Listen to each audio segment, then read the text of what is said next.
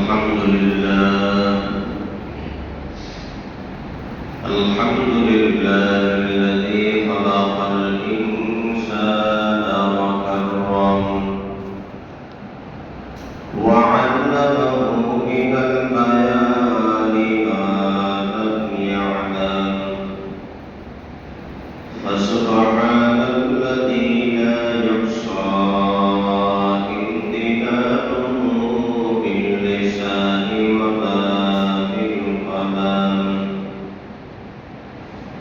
ونشهد أن لا إله إلا الله وحده لا شريك له لا ضد له ولا ند له ولا مثل له ونشهد أن سيدنا وسندنا وحبيبنا وحبيب ربنا ومولانا محمد صلى الله تعالى عليه وعلى آله وأصحابه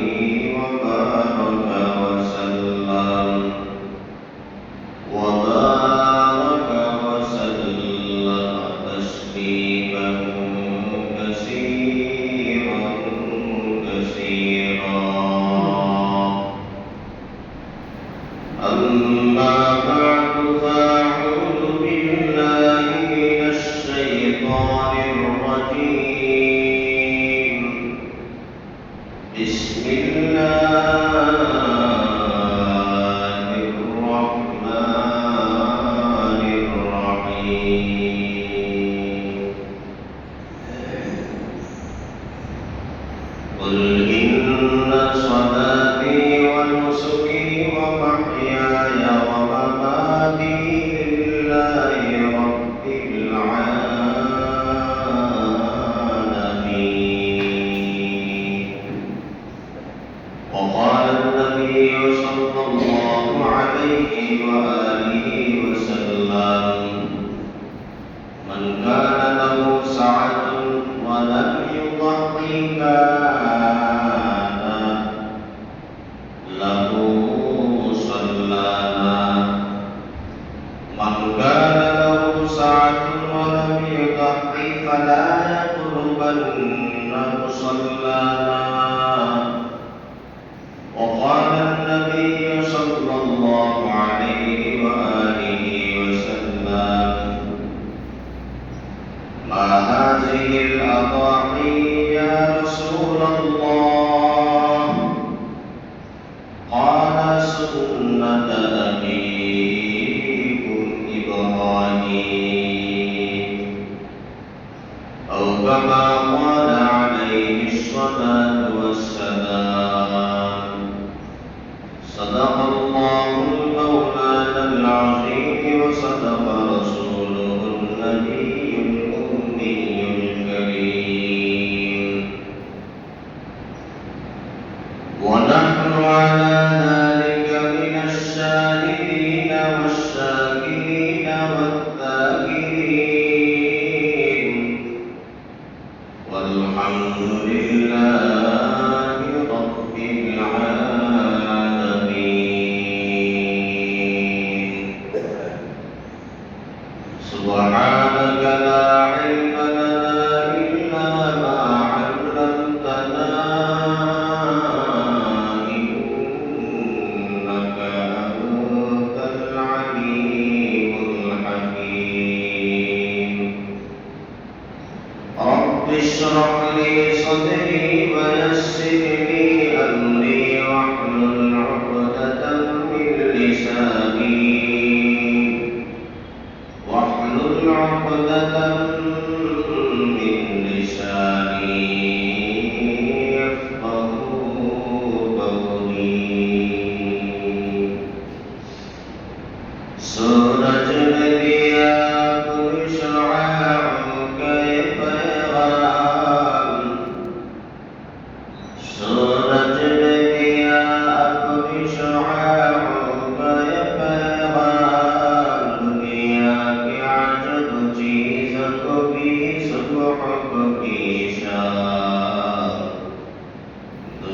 दुनिया के अजब चीज कभी सुबह कभी शाम, दुनिया में वो दुनिया का तलबगार नहीं हो, दुनिया में वो दुनिया का तलबगार नहीं हो, बाजार से गुजर खरीदार नहीं हो, बाजार से गुजर खरीदार नहीं हो। उल्फत में बराबर के वफा हो के जफा हो, उल्फत में बराबर के वफा हो के जफा हो, हर चीज में लाजत है पर दिल में मजा हो, हर चीज में लाजत है पर दिल में मजा हो।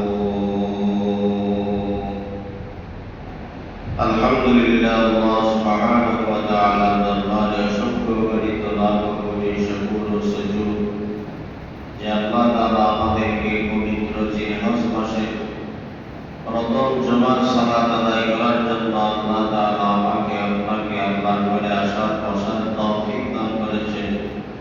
সেই মহান রব্বুল আলামিনের দরবারে শুকরিয়া জ্ঞাপন করি বলি আলহামদুলিল্লাহ।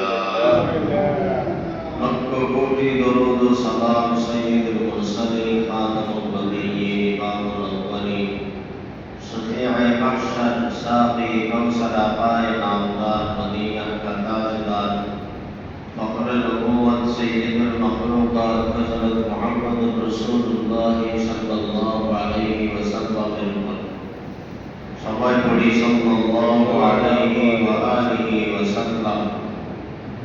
আল্লাহর রাসূল সাল্লাল্লাহু আলাইহি ওয়াসাল্লাম বলেন, কিয়ামতের ময়দানে সবথেকে বেশি উপকৃত হাসিল করবে ওই সমস্ত মানুষ যারা দুনিয়ার ৬০-৭০ বছরের জীবনে আমি রাসূলের উপর বেশি থেকে বেশি দরুদকে পৌঁছাইছি।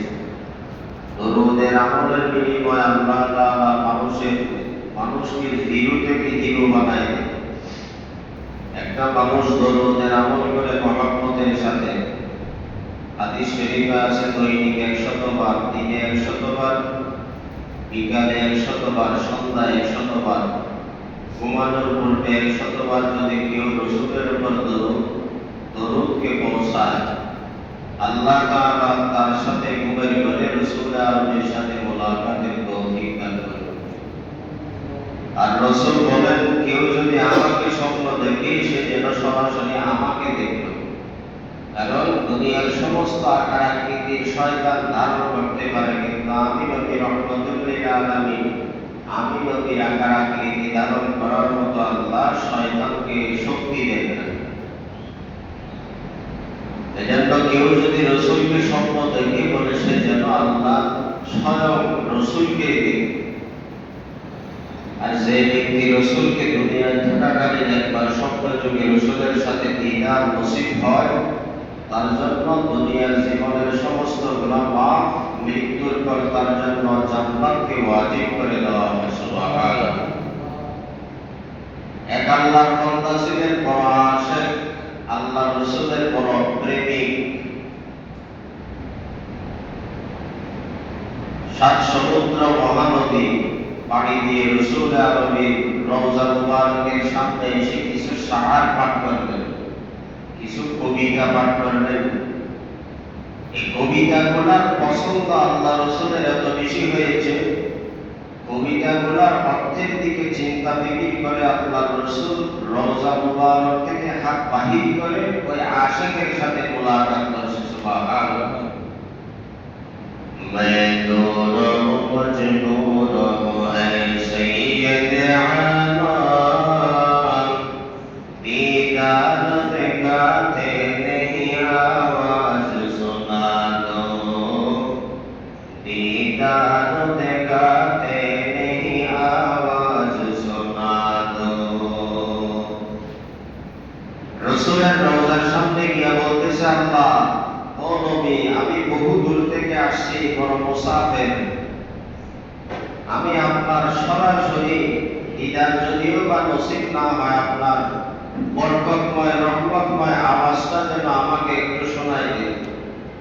এই কবিতাটা পাঠ করার সাথে সাথে রসুল আর কবরে থাকতে পারেন নাই। ঘটনার মধ্যে দেখেন আল্লাহর বান্দার সাথে মোলাকাতের জন্য রওজা মুবারক থেকে আল্লাহ রাসূল হাত বাহির করে দিয়েছে। সুবহানাল্লাহ। এই কবিতাটা পড়ার পরে আরেকটা কবিতা পড়লেন, রুখসার সে মুরগা কা জানা পর্দা উঠা দো, লিল্লাহি মুঝে হুসনে খুদা দাত দেখা দো, লিল্লাহি মুঝে হুসনে খুদা দাত দেখা দো, এ বাহরে করম সদকা হুসैन ইবনে আলী কা,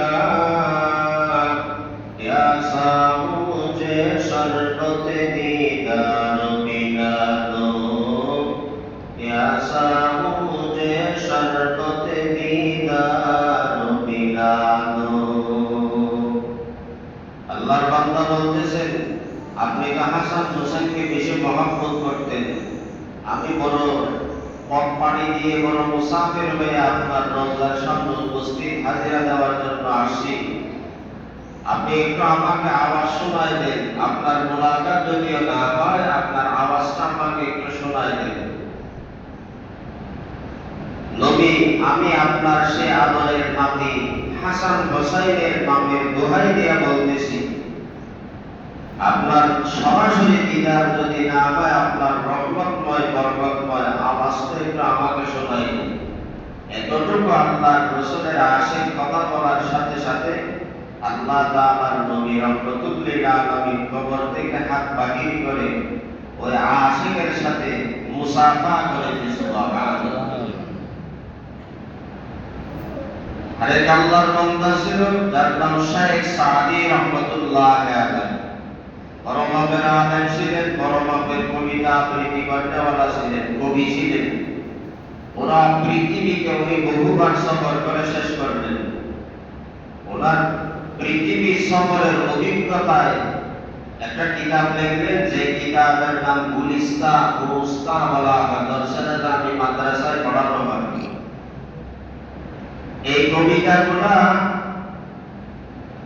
তার পুরা পৃথিবীর সফরের সমস্ত জ্ঞান কথাগুলা দুইটা কিতাবে উনি সব কথাগুলা নিয়ে আসছেন। হঠাৎ করে ওনার ইন্তেকাল হয়ে গেল। রসুলের মহব্বতের ইশকের পাগল করা হয়ে উনি অনেক কবিতা আবৃত্তি করেছেন। ইন্তেকালের পরে হঠাৎ করে ঘটনাকারী দেখেন কবর জগতে মুহাম্মদ নবী সাল্লাল্লাহু আলাইহি ওয়াসাল্লামের সাথে শেখ সাদির সাথে সাক্ষাৎ হয়ে গেল। সুবহানাল্লাহ। তো শেখ সাদি রহমাতুল্লাহ আলাইহিকে জিজ্ঞেস করে, ও সাদি, তোমাকে আল্লাহ ক্ষমা করেছে না তোমাকে জাহান্নামের লাকড়ি বানাই দিয়েছে? তখন শেখ সাদি রহমাতুল্লাহ আলাইহি বলে, রহমাতুল লিল আলামিন, ব্যক্তিগত কোনো আমলের কারণে আল্লাহ আমাকে ক্ষমা করেন নাই, কিন্তু এতটুকু বলতে পারে আপনার মহব্বতের দাবিদারের উপর একটা কবিতা আবৃত্তি করেছে। যে কবিতার উপর আল্লাহও খুশি, আপনিও খুশি, আল্লাহ আমাকে মাফ করে দিয়েছেন। সুবহানাল্লাহ।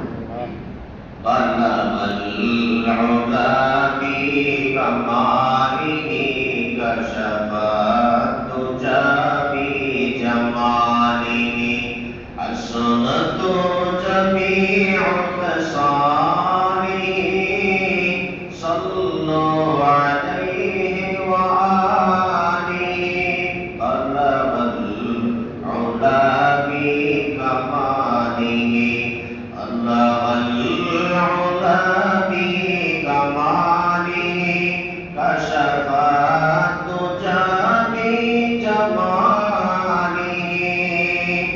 আসনাতু জামিউ খাসালিহি, সাল্লু আলাইহি ওয়া আলিহি। ওদের কবিতাটা পড়ার কারণে আল্লাহ তাআলা আমার কৃত জীবনের সমস্ত গুনাহকে মাফ করে দিয়েছে। সুবহানাল্লাহ। আমি সালাত ও সালাম পৌঁছাইতেছি ওই মানুষের উপর যিনাকে আল্লাহ দুনিয়াতে স্বয়ং সম্পূর্ণ হিসাবে পাঠিয়েছে। যিনার চেহারাতে স্বয়ং সম্পূর্ণতার ছোঁয়া পাওয়া যায়, যিনার শারীরিক বডির ভেতরে স্বয়ং সম্পূর্ণতার ছোঁয়া পাওয়া যায়, যিনার চাল চলনের ভেতরে স্বয়ং সম্পূর্ণতার ছোঁয়া পাওয়া যায়, ওই রকম নবী মুহাম্মদের উপর আমি সালাত ও সালাম পেশ করতেছি। সুবহানাল্লাহ।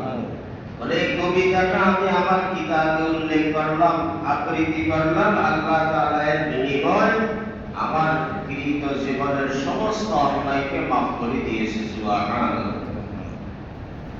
এজন্য বলতেছিলাম বেশি বেশি দরুদের আমল করা। আল্লাহ আমাদের প্রত্যেককে দরুদের আমলের রাসূলের ইশক মহব্বত অন্তরে ধারণ করার তৌফিক দান করুন। আমিন। আর জোরে বলেন আমিন। আমিন। বর্তমান মাস জিলহজ মাস। আমরা আলোচনা করতেছিলাম কুরবানি সংক্রান্ত, কুরবানির ফজিলত, কুরবানির গুরুত্ব, কুরবানির মাসলা মাসাইল। গত সপ্তাহে আমাকে একটু বলা হয়েছিল কুরবানির সূচনা হযরত আদম আলাইহিস সালামের দুই সন্তান হাবিল কাবিল থেকে শুরু হয়েছে। আমরা যে কুরবানি করি এই কুরবানির সম্পর্ক হযরত ইব্রাহিম আলাইহিস সালাতু ওয়াস সালামের সাথে। আল্লাহ রাসূলকে জিজ্ঞেস করা হয়েছে, মা হাযিহিল আদাহি ইয়া রাসূলুল্লাহ, আমরা যে কুরবানি করব এই কুরবানি করলে কি হবে? বলে এই কুরবানিটা সুন্নাত আবিকুম ইব্রাহিম আলাইহিস সালাতু ওয়াস সালাম, এটা তোমাদের জাতির পিতা ইব্রাহিম আলাইহিস সালাতু ওয়াস সালামের একটা সুন্নাত। তো সাহাবারা জিজ্ঞেস করলেন এর বিনিময় কি হবে? বলে এর বিনিময় যেই জন্তুটা তুমি জবে করবা, চাই সেটা ভেড়া হোক, চাই সেটা ছাগল হোক, চাই সেটা মহিষ হোক, চাই সেটা গরু হোক, চাই সেটা উট হোক, তার শরীরের চামড়ার পশমের সমপরিমাণ তোমার আমলনামায় সওয়াব লেখা হবে। সুবহানাল্লাহ। কুরবানির বিনিময় কি হবে? বলে পশুর চামড়ার পশম সমপরিমাণ তোমার আমলনামায় সওয়াব লিপিবদ্ধ করা হবে। তা আমরা যে কুরবানি করি এই কুরবানির সম্পর্ক হযরত ইব্রাহিম আলা নবিয়িনা আলাইহিস সালাতু ওয়াস সালামের সাথে। এই কুরবানি হযরত ইব্রাহিম আলাইহিস সালাতু ওয়াস সালামের সন্তান ইসমাঈল নবী কুরবানির সূচনা থেকে আমাদের কুরবানির সম্পর্ক। এই কুরবানি বাবা ইব্রাহিম আলাইহিস সালাতু ওয়াস সালামের জামানা থেকে এক বহুল হৃদয় বিদারক ঘটনার সূচনা দিয়ে শুরু হয়েছে। সুবহানাল্লাহ। হযরত ইব্রাহিম আলাইহিস সালাতু ওয়াস সালামের 99 বছর যখন বয়সে উপনীত হয়ে গেল, আল্লাহ তাআলার কাছে দোয়া করতে করতে করতে একটা সন্তান দিলেন, যে সন্তানের নাম ইসমাঈল আলাইহিস সালাতু ওয়াস সালাম। এরপরে যখন 120 বছরে উপনীত হল, তখন তার প্রথম স্ত্রী সারার গর্ভ থেকে একটা সন্তান, যে সন্তানের নাম ইসহাক আলাইহিস সালাতু ওয়াস সালাম। দ্বিতীয় স্ত্রী থেকে আল্লাহ সন্তান জন্মাইলেন যার নাম ইসমাঈল। প্রথম স্ত্রী থেকে আল্লাহ সন্তান জন্মাইলেন যার নাম ইসহাক আলাইহিস সালাতু ওয়াস সালাম। ইব্রাহিম আলাইহিস সালাতু ওয়াস সালামের 120 বছরে যে ইসহাক নবী সন্তান দুনিয়াতে পদার্পণ করলেন, তখন বিবি সারার বয়স ছিল 99 বছর, ইব্রাহিম নবীর বয়স ছিল 120 বছর। এদিকে ইসমাঈলের জন্মের সময় ইব্রাহিম নবীর বয়স ছিল 99 বছর। ঐতিহাসিকগণ এতটুকু বর্ণনা করেছে। ইব্রাহিম নবী আল্লাহর কাছে দোয়া করলেন, বিশ্ব সুন্দরী বিবি হাজারা মক্কার জমিনে তদানীন্তন জামানায় তার মতো সুঠাম দেহের অধিকারী, চেহারার লাবণ্যতাওয়ালা সুন্দর ভিন্ন কোনো মহিলা ছিল না, যে দেখে সে পাগল হয়ে যাইত। ইব্রাহিম আলাইহিস সালাতু ওয়াস সালামের দ্বিতীয় স্ত্রীর নাম বিবি হাজারা আলাইহিস সালাতু ওয়াস সালাম। আল্লাহর কাছে দোয়া করলেন, রব্বি হাবলি মিনাস সালিহিন, আল্লাহ একটা নেককার সন্তান দেন। মুফাসসিরিনে কেরাম এই আয়াতের ব্যাখ্যায় লেখেন, ইব্রাহিম নবী খলিলুল্লাহ, আল্লাহর দোস্ত। আল্লাহ তাআলা ইব্রাহিম নবীর মহব্বত পেয়ে পাগল হয়ে গেলেন, যার কারণে ইব্রাহিম নবীকে আল্লাহ একটা টাইটেল দিলেন, সেই টাইটেলের নাম খলিলুল্লাহ, আল্লাহ তাআলার বন্ধু। তা আল্লাহর বন্ধু হয়ে ইব্রাহিম নবী যদি নেককার সন্তানের জন্য দোয়া চায়, আখেরি নবীর উম্মতের কি অবস্থা? রব্বি হাবলি মিনাস সালিহিন, এই আয়াতের ব্যাখ্যায় লেখেন, নবী যেহেতু নেককার সন্তানের জন্য আল্লাহর কাছে দোয়া চাইলেন, তাহলে আমাকে আপনাকেও নেককার সন্তানের জন্য আল্লাহর কাছে দোয়া করতে হবে। রব্বি হাবলি মিন লাদুনকা যুররিয়াতান তাইয়্যিবাতান ইন্নাকা সামিউদ দুআ। ও আল্লাহ, আপনি আমাকে এমন সন্তান দান করে দেন, যেই সন্তানের চেহারার দিকে তাকাইলে আমার চক্ষু শীতল হয়ে যায়। ও আল্লাহ, আমাকে এমন একটা সন্তান দান করে দেন, যেই সন্তান হবে বড় নেককার, বড় সালেহ, বড় সহনশীল সন্তান। ইব্রাহিম আলাইহিস সালাতু ওয়াস সালাম আল্লাহ তাআলার কাছে দোয়া করলেন, আল্লাহ রব্বি হাবলি মিনাস সালিহিন, ফাবাশশারনাহু বিগুলামিন হালিম। আল্লাহ বলে, ও ইব্রাহিম, তুমি যে নেককার সন্তানের জন্য আমি আল্লাহর কাছে দোয়া চাইলাম, আমি আল্লাহ তাআলা অনেক সহনশীল, অনেক দয়াময়, অনেক আদরওয়ালা সন্তান, সচ্চরিত্রের অধিকারী সন্তান আমি আল্লাহ তাআলা তুমি ইব্রাহিমকে দান করলাম, যে সন্তানের নাম হলো ইসমাঈল। সুবহানাল্লাহ। সন্তানের নাম কি? ইসমাঈল আলাইহিস সালাতু ওয়াস সালাম। ৯৯ বছর বয়সে যেহেতু ইসমাঈল নবীকে পাইলেন, তো মহব্বত বেশি না কম? বেশি। কথা বলেন, বেশি না কম? অনেক বেশি, শুধু বেশি বললে হয় না। আল্লাহ তাআলা বলেন, ইব্রাহিম, আমি আল্লাহ তোমার ইবাদতের উপর খুশি হইয়া তোমাকে আমি টাইটেল লাগাই দিলাম ইব্রাহিম। তুমি শুধু ইব্রাহিম না, তুমি হলো খলিলুল্লাহ। হে ইব্রাহিম, তুমি সন্তান পাইয়া আমি আল্লাহকে ভুলে গেছো না, এখনো স্মরণে আছো? একটু পরীক্ষা নেওয়া দরকার।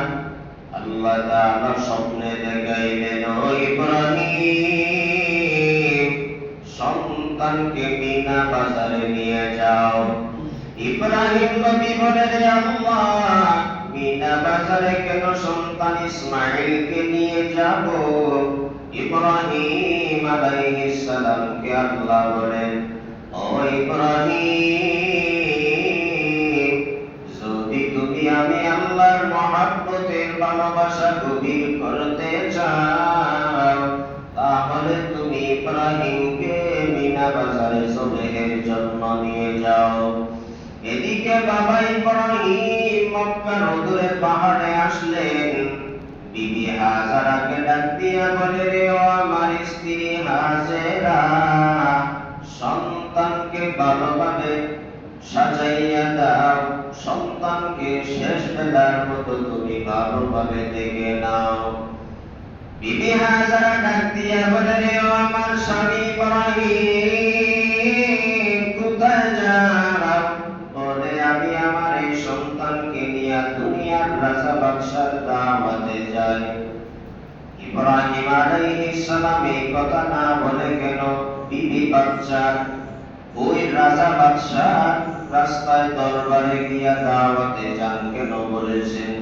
বলে, হাজার হলেও মহিলা মানুষ বিবি হাজারা সন্তানের জবেহের কথা শুনলে সহ্য করতে পারবেন না। এই জন্য মিথ্যা কথা বলে সন্তানকে দুনিয়াওয়ালার দাওয়াতের দোহাই দিয়া নিয়ে গেলেন। ইব্রাহিম আলাইহিস সালাতু ওয়াস সালামকে রাস্তা দিয়ে যাওয়ার সময় শয়তান একবার বিবি হাজারার উপরে সে ধোঁকা দিয়ে দেয়, আরেকবার ইসমাইলের কাছে সে ধোঁকা দিয়ে দেয়, আরেকবার হযরত ইব্রাহিম আলাইহিস সালাতু ওয়াস সালামের কাছে সে ধোঁকা দিয়ে দেয়। শয়তান এসে বিবি হাজারাকে ডাক দিয়া বলে, রে হাজেরা, কোথায় যাও?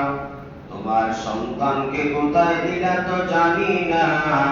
তোমার ওই স্বামী সন্তানকে মিনা বাজারে জবেহের জন্য নিয়ে যায়। এদিকে বিবি হাজারাও কান্নার আওয়াজ আর চিৎকারের আওয়াজ, ডাক দিয়া বলে, রে আমার স্বামী ইব্রাহিম, সন্তানকে নাকি তুমি মিনা বাজারে জবেহের জন্য নিয়ে যাও। ইব্রাহিম আলাইহিস সালাম বলে, হ্যাঁ মিনা বাজারে নিয়ে যায়, কিন্তু মিনা বাজারে যে ইসমাইলকে নিয়ে যায় জবেহের জন্য, এটা আমার স্পেশাল কোনো সিদ্ধান্ত না, এটা হলো আল্লাহ তাআলার হুকুম। সুবহানাল্লাহ।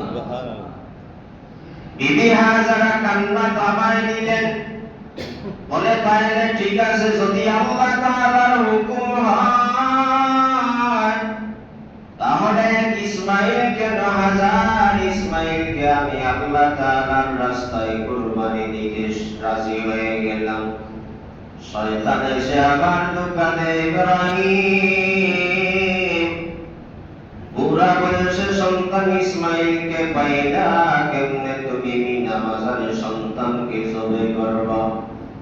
ইব্রাহিম আলাইহিস সালাতু ওয়াস সালাম ইস্তিগফার পড়লেন, ইসমাইল নবীকে ইস্তিগফার পড়ার জন্য হুকুম করলেন। আর ইব্রাহিম নবী বলে, ও আমার সন্তান ইসমাইল, পাথর নাও আর শয়তানের শরীরের দিকে নিক্ষিপ্ত করো। আল্লাহ তাআলার কাছে আমলটা তো পছন্দের হয়ে যায়। আল্লাহ তাআলা বলেন, ও হাজিরা, আমার ঘরের জিয়ারতে যারা আসবা, জামরাত আর শয়তানের যদি পাথর না মারিয়া নাও, তাহলে তোমার হজ কবুল হবে না। সুবহানাল্লাহ। এই যে পাথর মারে হজের মধ্যে গিয়ে, এটা হলো সেই নবী ইব্রাহিমকে ধোঁকা দিয়েছে। নবী ইব্রাহিম বলে, শয়তান পাথর মারো। এই পাথর মারার নমুনাটা আল্লাহর কাছে পছন্দ হয়ে গেছে। কিয়ামত পর্যন্ত আনেওয়ালা সমস্ত হাজীদের উপরে এটাকে হুকুম করে দিলেন, যদি কেউ কোনো হাজী সাহেব শয়তানের পাথর না মারা বিহীন হজ করো, তোমার হজ আমি আল্লাহর কাছে কবুল হবে না। সুবহানাল্লাহ। হাজিরা সাফা মারওয়ায় পাহাড়ের উপর পাগলের মতো দৌড়ায়, বলে এই নমুনাও আল্লাহ তাআলার কাছে প্রাচীন যুগের নবী ইসমাঈল আলাইহিস সালামের আম্মা জান হাজারা আলাইহাস সালাতু ওয়াস সালামের ওই নমুনাকে আল্লাহ তাআলা ধরে রাখলেন। ইব্রাহিম নবী যখন পাহাড়ে রেখে আসলেন ইসমাঈল আর হাজারাকে, পানিও নাই, খেজুরও নাই, কোনো খাদ্যদ্রব্য নাই। এক পর্যায়ে পানি শেষ হওয়ার কারণে ইসমাঈল নবী কান্নার আওয়াজ আর পানির তৃষ্ণায় হাহাকার। মা পাগলের মতো একবার সাফা পাহাড়ে দৌড়ায়, আরেকবার মারওয়া পাহাড়ের দিকে দৌড়ায়। এই যে সাফা মারওয়া সাই করলেন, দৌড়াইলেন, এই আমলটা আল্লাহ তাআলার কাছে কবুল হয়ে গেল। আল্লাহ বলেন, হাজিরা, কিয়ামত পর্যন্ত যত হাজী আমার বাইতুল্লাহ লাব্বাইক বলে হাজিরা দেওয়ার জন্য আসবা, সাফা মারওয়ায় যদি তোমরা দৌড় না দাও, আমি আল্লাহ তাআলা কোন হাজীর হজকে কবুল করব না। সুবহানাল্লাহ। এটা একটা নমুনা। তৃতীয় নম্বরের হাজীদের আরেকটা নমুনা, হজের আমল শুরু হয় 8 তারিখ থেকে নিয়ে 12 তারিখ পর্যন্ত। মায়ার নবী রাহমাতুল লিল আলামিন বলেন, সমস্ত হাজীদের হাতের নখ, চুল, যত সব কর্তনওয়ালা জিনিস আছে এগুলাকে না কাটা, কুরবানির জন্তুর গলায় ছুরি লাগানোর আগ পর্যন্ত যদি কোনো কুরবানি করনেওয়ালা আল্লাহর বান্দা বান্দি জিলহজ মাসের চাঁদ উদিত হওয়ার শুরু থেকে নিয়া কুরবানির জন্তুর গলায় ছুরি লাগানোর আগ পর্যন্ত তোমার শরীর থেকে যদি কিছু না কাটিয়া না আল্লাহ তাআলা এই না কাটার বরকতে হজের আমলের সওয়াব দান করবেন, ডাবল কুরবানির সওয়াব আল্লাহ তাআলা দান করবেন। সুবহানাল্লাহ। এটা একটা হজ, হাজীদের হজের নমুনা। কুরবানির সওয়াব দিবেন, আবার হাত পায়ে চুলের এই সমস্ত খরচওয়ালা জিনিসগুলা না কাটার কারণে আল্লাহ ডাবল কুরবানির সওয়াব দিয়ে দিবেন। فلما بلغ معه السعي قال يا بني إني أرى في المنام أني أذبحك فانظر ماذا ترى قال يا أبت افعل ما تؤمر ستجدني إن شاء الله ইব্রাহিম আলাইহিস সালাতু ওয়াস সালামের সন্তান ইসমাঈলের যখন 17 বছরে উপনীত হয়ে যায় অথবা 12-13 বছরে উপনীত হয়ে যায়, আল্লাহ তাআলা বলেন, ইব্রাহিম আমি তোমার স্বপ্ন দেখাইলাম তুমি ইসমাঈলকে মিনা বাজারে নিয়ে কুরবানি দিয়ে দাও। বাবা ইব্রাহিম সন্তান ইসমাঈলকে ডাক দিয়া বলেন, ও আমার সন্তান ইসমাঈল, গত রাত্রিতে আমি স্বপ্ন দেখলাম তোমাকে আমি মিনা বাজারে আল্লাহর রাস্তায় কুরবানি দিতেছি। ইসমাঈল নবী ডাক দিয়া বলেন, ও আমার বাবা ইব্রাহিম, আল্লাহ তাআলার হুকুম যদি হয় তাহলে আর দেরি করার কোনো সময় নাই, তাড়াতাড়ি মিনা বাজারে নিয়ে যান, আল্লাহ তাআলার রাস্তায় আমাকে কুরবানি দেন। সুবহানাল্লাহ। যেমন বাবা তেমন সন্তান। শুধু তা না, আরো কিছু সুন্দর সুন্দর কথা বলেছে। ইসমাঈল ডাক দিয়া বলেন, ও আমার বাবা ইব্রাহিম, আমাকে যে আপনি কুরবানি দিবেন আমার হাতে পায়ে ভালোভাবে রশি লাগালেন, যেন আমার নাড়াচাড়ার কারণে আপনার জন্মদাতার বাবার শরীরের মধ্যে আমার হাত পাও না লাগে। ও আমার বাবা, আমাকে যে আপনি আল্লাহ তাআলার রাস্তায় কুরবানি দিবেন আমার চোখ দুটোকে ভালোভাবে বেঁধে নেন, কারণ সন্তানের চেহারার দিকে যদি বাবা তাকায় তো মায়া চলে আসবে। মায়া চলে আসার কারণে হতেও পারে আপনি জবে করতে পারবেন না, তো আমার আল্লাহ বড় নারাজ। এই জন্য আপনার চোখেও দুইটা কাপড় বেঁধে দেন, আমি ইসমাঈলকেও কাপড় ভালো শক্তভাবে বাঁধিয়ে দেন। ইসমাঈল নবীকে এরপরে ঠিকভাবে শুয়াইলেন। ছুরি বড় ধারালো ছিল ইব্রাহিম আলাইহিস সালাতু ওয়াস সালাম ইসমাঈল নবীর ওই কল্লার উপরে চালাইলেন। মুফাসসিরিনে কেরাম বলেন এত সজোরে চালানো শুরু করলেন, বলে যে জোরে চালানো শুরু করলেন, এই জোরে চালানোর কারণে শরীরটা থেকে কল্লা আলাদা হওয়া দরকার ছিল। ইব্রাহিম আলাইহিস সালাতু ওয়াস সালাম রাগের ক্রোধে অধীর হয়ে একবার চেষ্টা করলো, পারে না, কাটে না, আবার চেষ্টা করলো, পারে না, কাটে না, তৃতীয়বার আবার আল্লাহ তাআলার হুকুম। আল্লাহ বলেন, ও ফেরেশতারা সবাই ডাক দিয়া বলো আল্লাহু আকবার, আল্লাহু আকবার। ইব্রাহিম নবী বললেন লা ইলাহা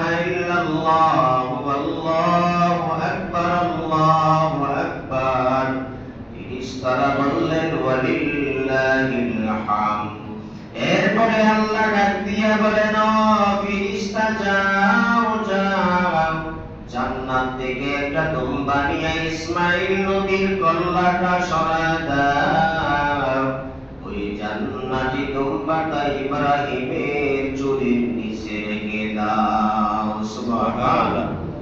তখন থেকে তাকবীরে তাশরীকের আমল শুরু হয়েছে। জবে করতেছে, হঠাৎ করে দেখে রক্ত হাতে রাখছে ইব্রাহিম নবী, কিন্তু অচেনা এক জন্তু সন্তান জবে হয় নাই, অচেনা এক জন্তু জবে হয়ে গেছে।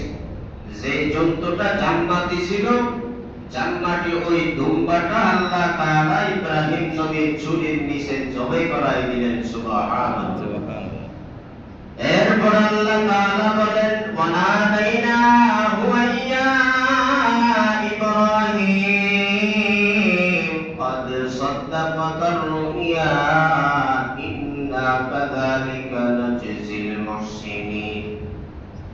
ও ইব্রাহিম, আমি তো তোমার ঈমানের তাকওয়ার স্তর পরীক্ষা করার জন্য ইসমাঈলকে আমি তোমার রাস্তায়, আল্লাহ তাআলার রাস্তায় কুরবানি চাইলাম। ও ইসমাঈলের আব্বা ইব্রাহিম,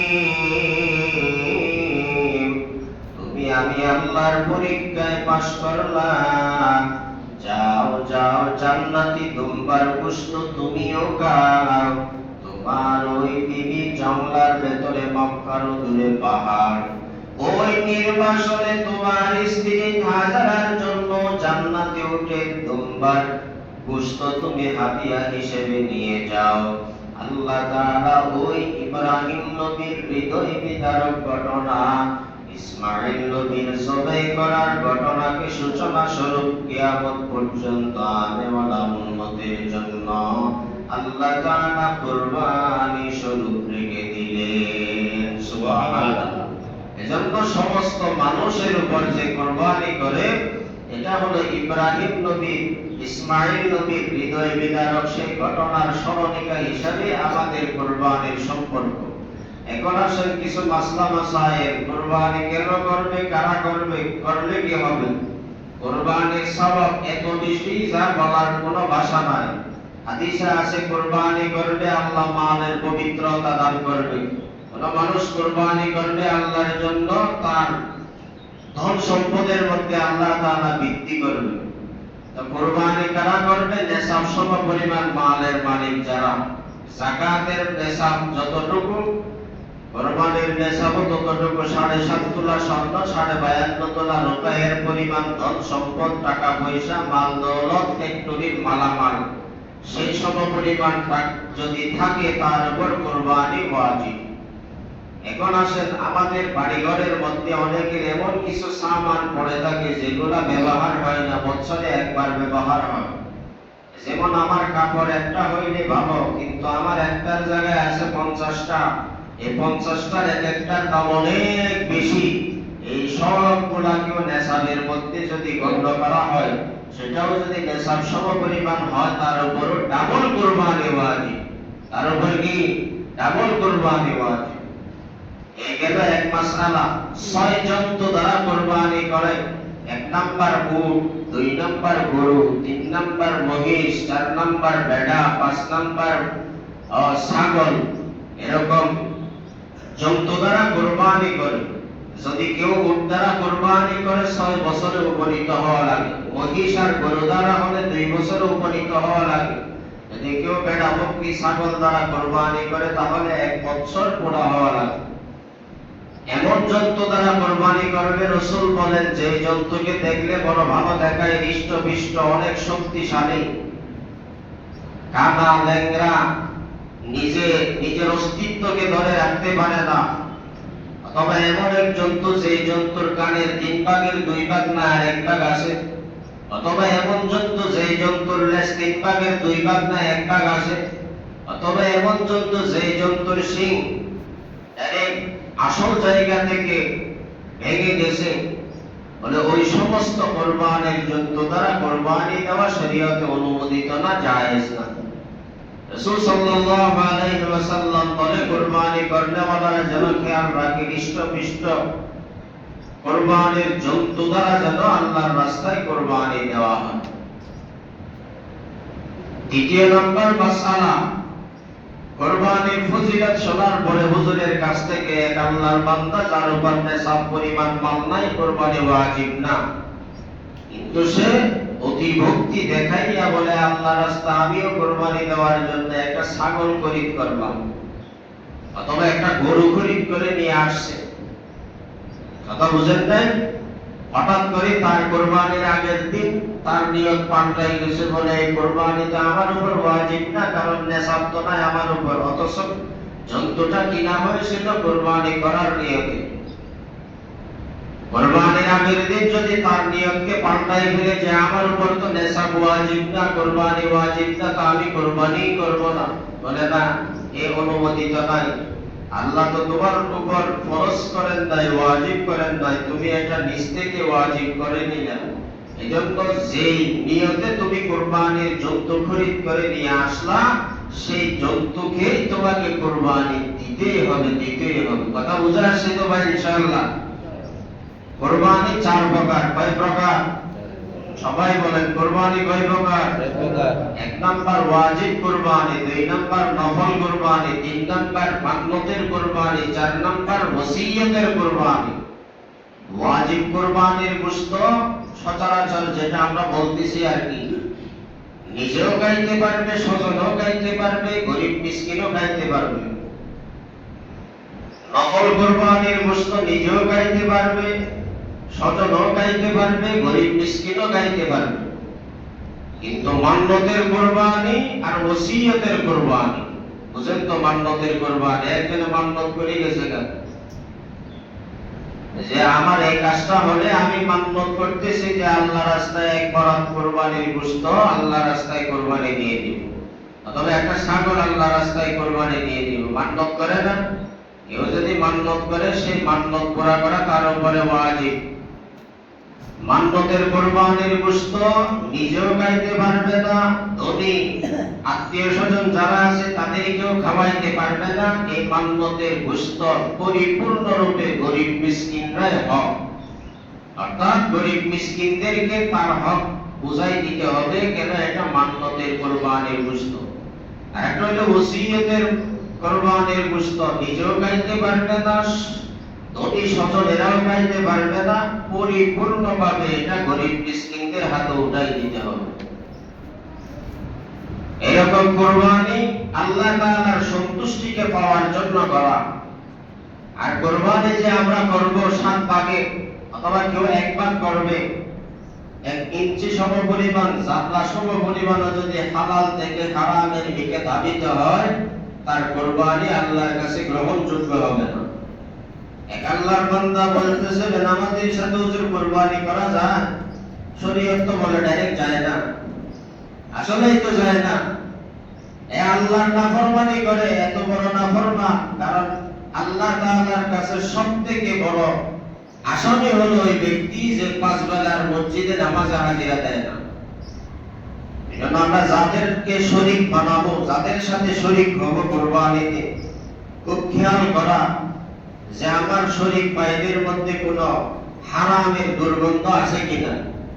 সারা বছর সুদ খাইয়া টাকা কামাইছে, ঘুষ খাইয়া টাকা কামাইছে, এখন মানুষের দেখানোর জন্য বিশাল একটা গরু কিনে নিয়ে আসে, বলে দেখো আমি কত টাকাওয়ালা, বিশাল লাখ টাকার দামের গরু খরিদ করে কুরবানির জন্য নিয়ে আসে।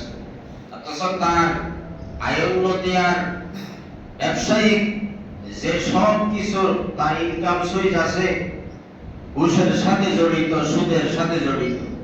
এই সুদ আর ঘুষ দিয়া যদি সে 1000 কুরবানি আল্লাহ রাস্তায় দেয়, আল্লাহ তাআলা সেই কুরবানিকে কবুল করবেন না, তার কুরবানি হবেও না। এজন্য আমরা যাদের সাথে শরীকদার বানাবো, যাদেরকে শরীকদার বানাবো, খুব ইখতিয়ারের সাথে খেয়াল করা যে আমার শরীকদারের মধ্যে কোনো ভিন্ন টাকা কামানোওয়ালা আছে কিনা। যদি সুদ ঘুষ খানেওয়ালা থাকে, তাদের সাথে কুরবানি না করা। তা আল্লাহ তাআলা স্পষ্ট সিদ্ধান্ত সুদ খাওয়ানেওয়ালা, ঘুষ খাওয়ানেওয়ালা আল্লাহর কাছে বড় ধরনের অপরাধী বলে গণ্য। মানে যারা ঘুষ খায়, সুদ খায়, মায়ের সাথে সরাসরি জেনার গুনায় লিপ্ত, নাউযুবিল্লাহ। এখন এই ওয়াজ যদি ইমাম সাহেব করে তো খারাপ, আবার বলেন হুজুর কোরআন হাদিসের বাইরে যায়েন না। তো কোরআন হাদিস বলছে ঘুষ খাওয়ার জন্য? ভাই বলছে না। কোরআন হাদিস বলছে সুদ খাওয়ার জন্য? সুদ খাওয়ার জন্য বলে নাই, ঘুষ খাওয়ার জন্য বলে নাই। আর আপনি বলেন কোরআন হাদিসের বাইরে বয়ান করবেন না। তো আল্লাহ কোরআন তো ঘুষের অনুমোদনও দেয় না, সুদের অনুমোদনও দেয় না। তো কোরআন হাদিস মতো বয়ান করলে তো ঘুষ সুদ করেওয়ালার অন্তরে গিয়া মরিচিকার শিক্ষা পড়বে। কথা বলেন ঠিক কিনা? এজন্য মোহতারাম মুসল্লিয়ানে কেরাম, কুরবানি করব আল্লাহর সন্তুষ্টি পাওয়ার জন্য। আল্লাহ বলেন ইন্না সালাতি ওয়া নুসুকি ওয়া মাহইয়ায়া ওয়া মামাতি লিল্লাহি রাব্বিল আলামিন। তোমার দৈনন্দিন জীবনের বেঁচে থাকা, তোমার কুরবানি করা, ওয়া মামাতি তোমার মৃত্যুবরণ করা, বেঁচে থাকা, তোমার দৈনন্দিন জীবনের প্রত্যেকটা সেকেন্ড মুহূর্ত কাজকর্ম আল্লাহ পাকের সন্তুষ্ট চিত্তে হবে। আল্লাহ তাআলা তোমার কুরবানির জন্তুর রক্ত মাটিতে পড়ার আগে আল্লাহ তাআলা কবুল করে নিবেন। সুবহানাল্লাহ। আম্মা জান ফাতেমা রাদিয়াল্লাহু তাআলা আনহাকে আল্লাহ রাসূল বলতেছেন, ও আমার কন্যা ফাতেমা, যাও কুরবানির জন্তুর যেখানে জবে করা হইতেছে সেখানে গিয়া দাঁড়াও। কারণ কুরবানির জন্তুর গলায় ছুরি লাগানোর পরে যে ঠাস করে রক্ত বাহির হয়, সেই রক্ত মাটিতে পড়ার পূর্বে আল্লাহ কুরবানি দাতার কুরবানিকে কবুল করে নেন। সুবহানাল্লাহ। আল্লাহ তাআলা আমাদের প্রত্যেককে ইখলাস ও রুহানিয়াতের সমন্বয় কুরবানির এই বিশাল ইবাদতকে আমাদের প্রত্যেককে করার মতো আল্লাহ তৌফিক দান করেন। প্রতিদিন এশারের পরে আরো কুরবানি সংক্রান্ত আমরা এখানে মাসআলা বলি, আপনারা নামাজের পরে হালকা কিছু সময় দিবেন।